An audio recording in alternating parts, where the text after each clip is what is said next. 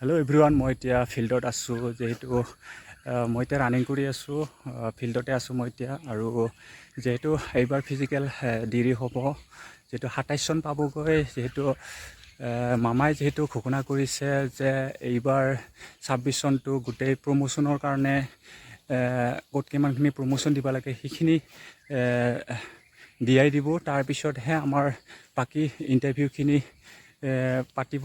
যিহেতু ডিচেম্বৰলৈকে প্ৰমোশ্যনৰ কিবাখিনি কামখিনি কৰিব, তাৰপিছতহে 2027 চনত আমাৰ যিটো নেকি ইণ্টাৰভিউবিলাক 2027 চনত পাবগৈ। যিহেতু আমি ৰানিং বাদ দিব নালাগিব, যিহেতু প্ৰেক্টিছ চলাই থাকিব লাগিব।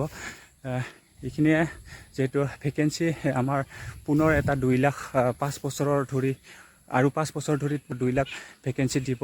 আপোনালোকে চিন্তা কৰিব নালাগে, আৰু ভেকেঞ্চি ইনক্ৰিজ হ'বলৈ গৈ আছে। আপোনালোকে ৰানিং প্ৰেক্টিছ চলাই থাকক।